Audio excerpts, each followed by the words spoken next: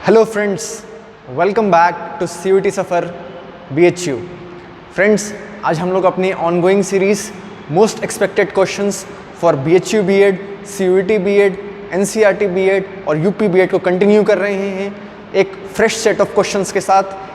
आज का जो हमारा सेट है इसमें हम लोगों ने अलग अलग फील्ड से क्वेश्चंस ला रखे हैं। इसमें आपके GS के क्वेश्चंस भी हैं, इसमें आपके बायोलॉजी के क्वेश्चंस भी हैं, इंग्लिश के क्वेश्चंस भी हैं, रीजनिंग के क्वेश्चंस भी हैं और आप देख सकते हैं मैथ्स के क्वेश्चन को भी इंक्लूड किया गया है, क्योंकि साइंस ग्रुप में भी फ्रेंड्स बेसिकली कुछ ना कुछ बेसिक मैथमेटिक्स पूछ ली जाती है। तो ज़रूरी है कि जब आप एग्ज़ाम में बैठें तो आपके पास पूरी नॉलेज हो, ओवरऑल नॉलेज हो, ताकि किसी एग्ज़ामिनर जो है आपको किसी भी तरह से फंसा ना सके। और इस प्लेटफॉर्म पे CUET सफ़र BHU पे हम लोग का यही उद्देश्य है, हम लोग का यही एक लक्ष्य है कि आप जब एग्ज़ाम में बैठें तो आपको मैक्सिमम क्वेश्चंस जो है वो इसी सेट ऑफ क्वेश्चंस जो सीरीज़ हम लोग ऑनगोइंग है और बाकी वीडियोस हैं उसी से आपको मिल जाएं। और आखिरी में हम लोगों ने कुछ बायोलॉजी के क्वेश्चंस भी रखे हुए हैं। तो फ्रेंड्स, चलिए शुरू करते हैं अपनी इस सीरीज़ को, नए क्वेश्चंस को एक नए जोश के साथ। फर्स्ट क्वेश्चन क्या है देखते हैं। National education day is celebrated on. National education day किस दिन मनाया जाता है? क्या वो 10 नवंबर को बनाया जाता है? क्या वो 11 नवंबर को बनाया जाता है, 12 नवंबर या 13 नवंबर? फ्रेंड्स, इसका सही आंसर जो है वो 11 नवंबर है। अब सवाल ये उठता है कि कोई भी डे इस दिन ही हम लोग नेशनल एजुकेशन डे क्यों बनाते हैं? फ्रेंड्स, इसी दिन हम लोग नेशनल एजुकेशन डे इसलिए बनाते हैं क्योंकि इस दिन हमारे जो फर्स्ट एजुकेशन मिनिस्टर थे,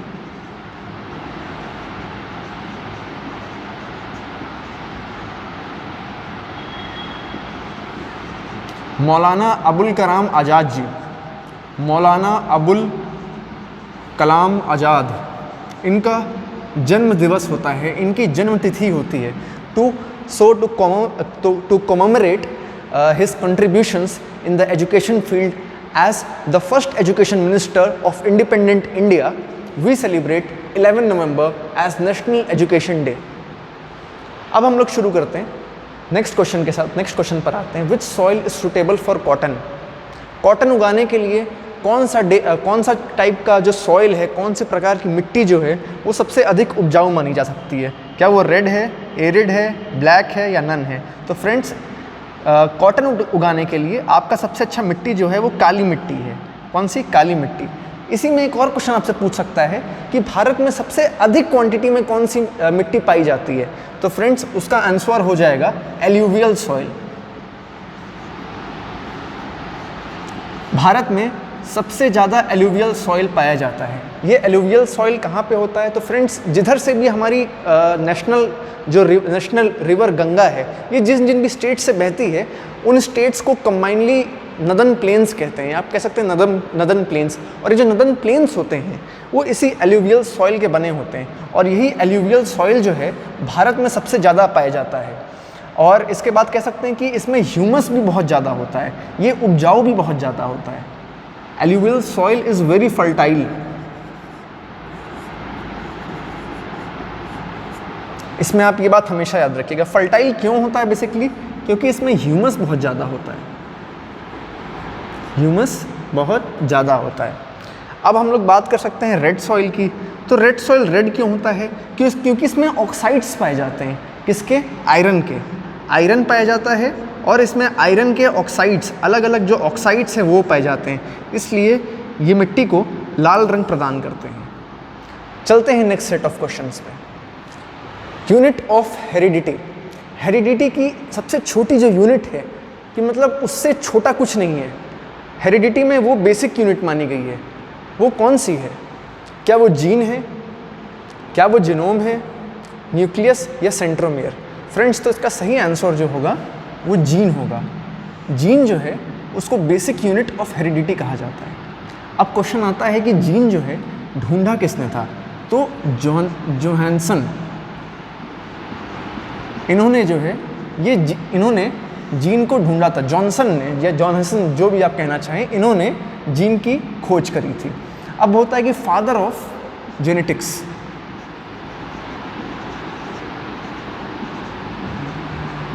तो फादर ऑफ जेनेटिक्स जो है जॉर्ज मेंडल को कहा जाता है। मेंडल को फादर ऑफ जेनेटिक्स कहा जाता है। न्यूक्लियस फ्रेंड्स आपको पता है जो सेंट्रल यूनिट होती है किसी भी सेल की, उसको न्यूक्लियस कहते हैं, जो जहाँ से सारा सेल का जो एक्स्ट्रा करिकुलर फंक्शन है या जो जितना भी फंक्शन है वो न्यूक्लियस द्वारा कंट्रोल करा जाता है। जीनोम आप कह सकते हैं कि जो एक पूरा सेट ऑफ क्रोमोसोम होता है, set of chromosome is called genome. तो जीनोम इसका आंसर नहीं होगा। जीनोम क्या चीज़ है वो मैंने आपको बता दिया। और सेंट्रोमियर जो है ये सेल डिवीज़न में मदद करता है। पूछ लिया था डायरेक्ट क्वेश्चन आपसे कि सेंट्रोमियर किस चीज़ में मदद करता है, तो इसका आंसर हो जाएगा cell division. Centromere helps in cell division. अब देखिए इंग्लिश के क्वेश्चंस भी ला रखे हैं हमने आपके लिए। ये दो जो है फ्रेजेस हैं, इसका मीनिंग आपको बताना है। तो फर्स्ट फ्रेज के देखते हैं क्या है। तो फर्स्ट फ्रेज है हमारा find fish in troubled water. Fish या फिश इन ट्रबल्ड वाटर। तो फिश इन ट्रबल्ड वाटर का मतलब क्या होता है कि जो दूसरों की परेशानी है, दूसरों, जैसे कोविड आया था, मैं आपको एक लाइव उदाहरण के माध्यम से इसको समझाने का प्रयास करता हूँ इस फ्रेज को कि find fish in troubled water, ताकि इसको ये चीज़ आपको हमेशा याद रहे। ऐसा कह सकते हैं कि जब कोविड आया था, पूरी एक भयानक वेव चली थी, तो सब जगह त्राहिमाम मच गया था। सब जगह एकदम सब कैओस था। सबको क्या चाहिए था उस टाइम? सबको ऑक्सीजन सिलेंडर चाहिए था, सबको मल्टीविटामिन चाहिए थी, सबको एंटीबायोटिक्स चाहिए थी, सबको दवाइयाँ चाहिए थी, आइवरमेक्टिन चाहिए था, एजिथ्रोमाइसिन चाहिए था, कैल्शियम चाहिए था, विटामिन सी चाहिए था। तो इस समय क्या हुआ था कि जो ऑक्सीजन सिलेंडर वाले हैं उन्होंने दाम जो है वो 50 गुना कर दिया था, दवाई वालों ने 100 गुना कर दिया था, किसी ने 200 गुना कर दिया था। मतलब किसी की जान जा रही है और उसमें भी आप अपना फ़ायदा ढूंढ रहे हैं। तो इसी फ्रेज को अगर हम लोग छोटे शब्द में कहना चाहें या इंग्लिश में कहना चाहें तो फिश इन ट्रबल्ड वाटर, कहने का मतलब कि to find profit in others problem, to get या make profit in others problem.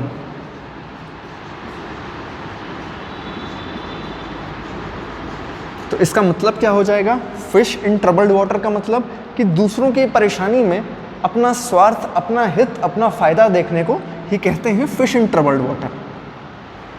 Next question है पेंट द टाउन रेड।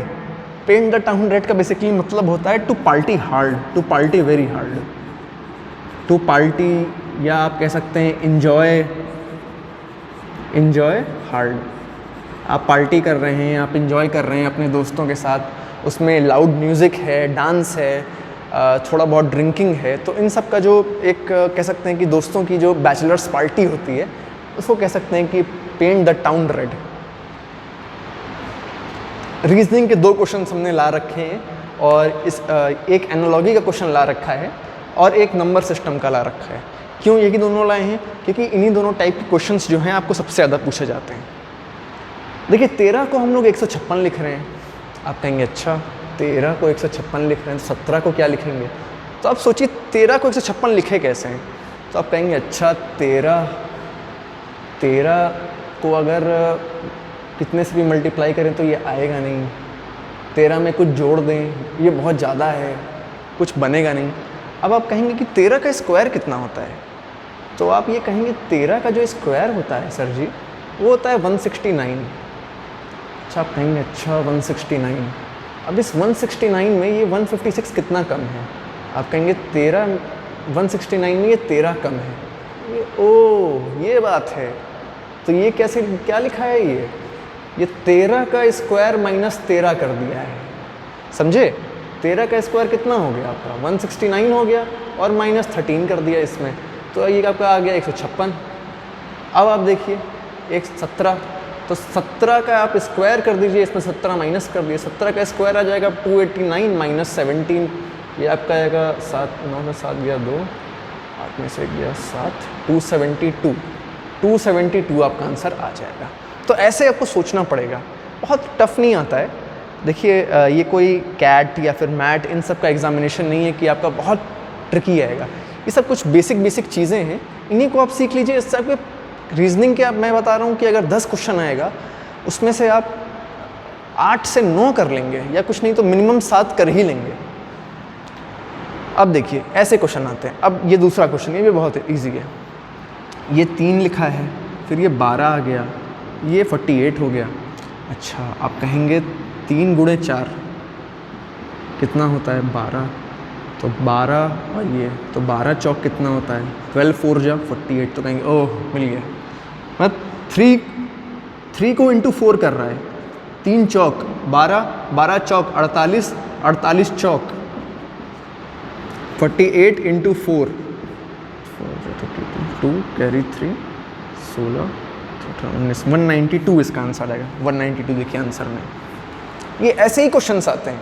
आप मतलब मैं जैसे करा रहा हूँ ना, ये इसी टाइप पे सेम पैटर्न पे क्वेश्चन आपको मिल जाएंगे।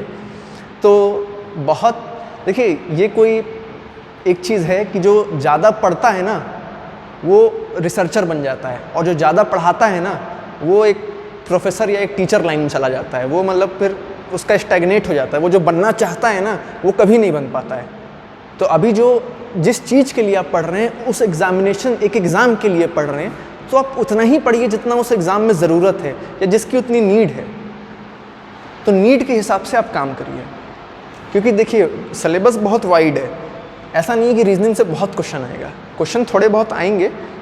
तो क्या करना है आपको कि सबका बेसिक जानते रहना है। आप बेसिक क्वेश्चंस जानते रहेंगे, बेसिक पैटर्न जानते रहेंगे, आपसे क्वेश्चन हो जाएगा। ठीक है, चलिए ये क्वेश्चन देखते हैं। देखिए ये साइंस वालों के लिए भी है।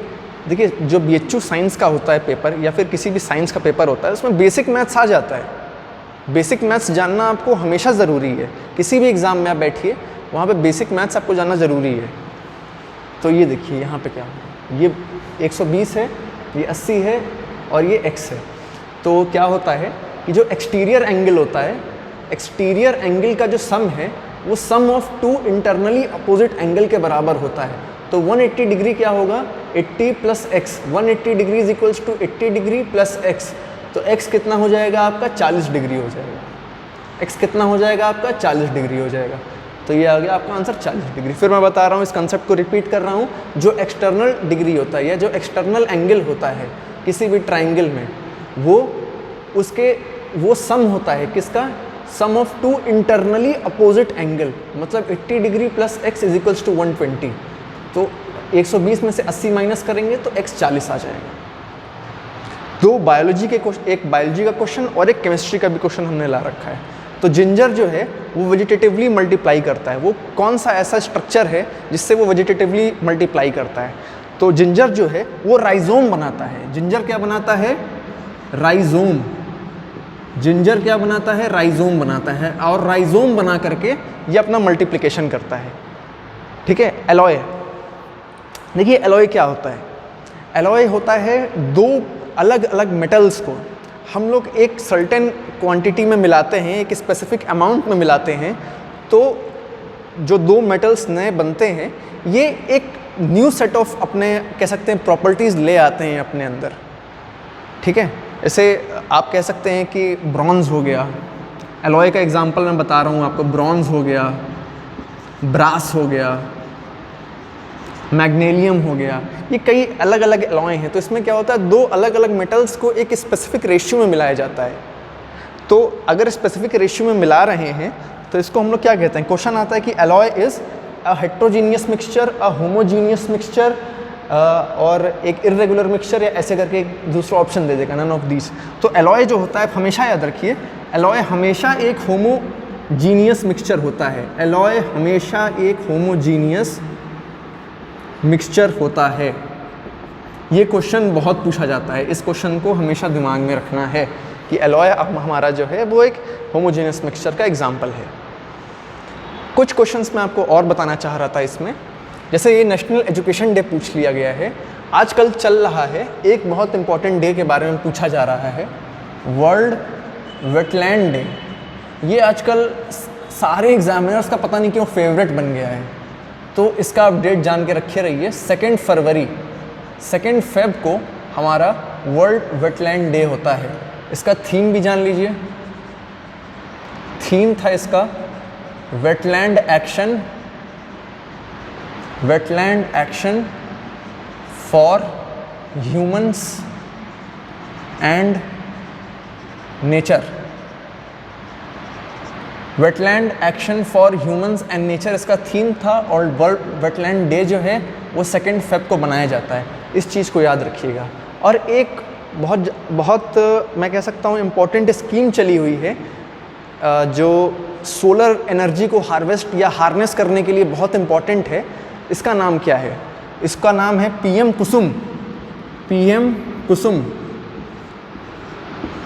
पीएम कुसुम। इसके अंतर्गत क्या हो रहा है?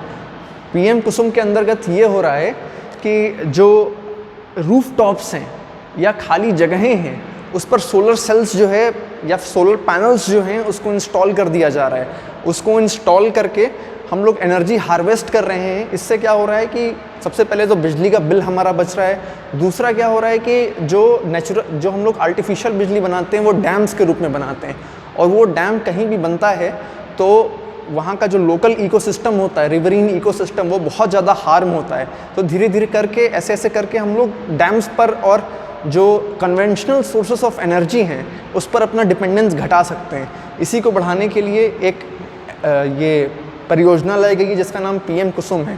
पूछ लिया जाएगा कि कौन सी मिनिस्ट्री द्वारा लाई गई है, तो ministry of new and renewable energy द्वारा, ministry of new and renewable energy.